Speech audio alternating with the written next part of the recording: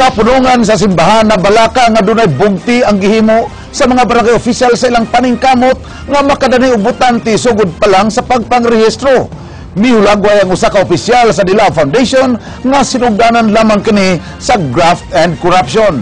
Andrea Patenia, Sugin Limi. That's something very sad because it's not only vote buying but registration that, in the perspective of many people, is already part of the original sin of graft and corruption. Mipadayag sayang gibati nga kasagbuyo si Father Carmelo Jola sa Dilab Foundation usa ka Christian movement sa nahitabong grabing panghinakutay ug pagpakaon sa mga barangay official sa ilang mga konstituente atol sa 10-day voters registration. Mato ni Father Jola, bisan og di pa matawag sa COMELEC nga electioneering o pagpangampanya ang maong binuhatan, klaro kaayo nga sinugdanan kini sa graft and corruption. Tungod kay usa kini ka shortcut nga pamaagi sa pagkuha sa boto sa mga tao. Mao nga mensahe niya ngadto sa mga nagpada sa mga politiko. Nothing is free in life, especially in politics. Naagi na kapalit. Murag kung naihatag sa inyo, naagi na bawi.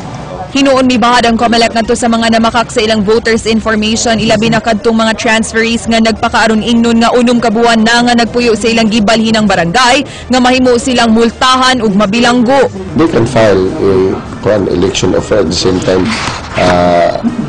kining sa tag-ana perjury. Samtang sayo palang daan, aduna nay mensahe si Father Jola sa mga buot mo lansar sa eleksyon. Mayunta na they will look at it as a vocation, not as a money-making venture.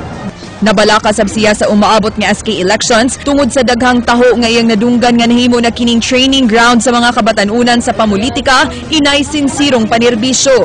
Gani nisugyot siya nga di na sweldoan ang mga mapili unyang SK officials ug di gamitan sa titulo nga honorable. Murag ang public persona murag lain man ang epekto tingali niya na. If they're there to volunteer, let them volunteer.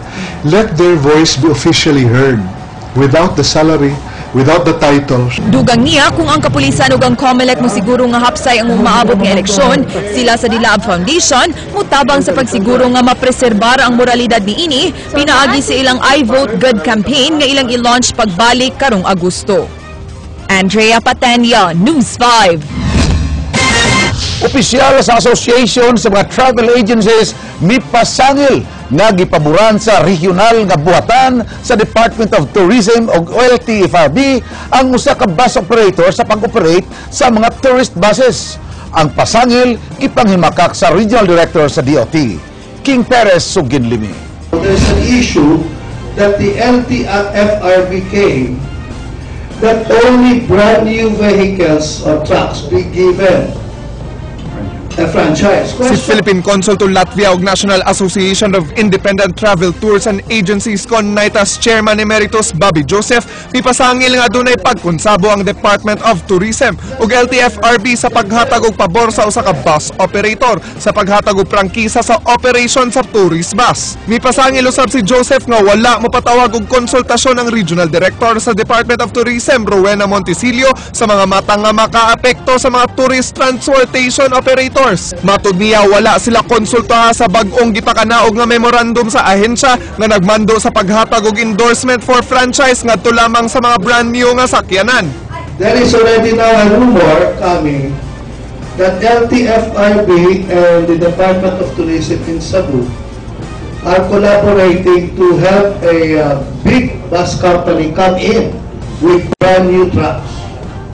And if they come here with the brand new trucks, what will happen to the existing tour operator, bus operators? Okay, I can answer that. And I should say that that is a very serious allegation to the department. No? Gipatin-aw ni Montesilio nga ang Vallecar Transport Corporation nga nag-operate sa mga series bus niadto sa iyang buhatan alang sa plano ni ini nga mag-operate og tourist bus dinhi sa rehiyon. Mato ni Montesilio, igo lang siya may atiman sa katuyuan sa representante sa bus operator. And so he came. And who am I to turn him down? I was here in the office. I had the time, and I think that is the role of government to guide any investor who wants to invest in one destination. Gipasabot ni Montesilio nga igo lang sila nga may patuman sa DOT Memorandum Circular 2013-01 nga nagmando sa mga regional offices nga mo-endorse og prangkisa sa pag-operate og tourist bus alang lamang sa mga brand new nga mga sakyanan. Gani sukad gipatuman ang memorandum anaa-nay 33 ka mga operators ang na-accredit ug kapin 500 ka mga sakyanan sama sa mga coasters, bus, vans ang nahatagan og prangkisa ug na-accredit sa DOT. Gihimakaksab ni Montesilio ang pasangil ni Joseph nga wala siya mo konsulta sa mga tourism stakeholders. Gani nakigpulong siya sa mga miyembro sa Federation of Tourist Transport Operators sa Cebu bahin sa bagong memorandum. Gihimo ang memorandum subay sa RA 9592 kon mandatory accreditation of primary enterprises kansang tumong mapalambo ang standard sa turismo sa nasod. In fact, if you will ask them, they hold their conference or meetings here in this office. I even extend my facility to the transportation group. There is going to be a compromise, but then we do not want na ang atong standard mo'y ma-compromise. King Perez, News 5.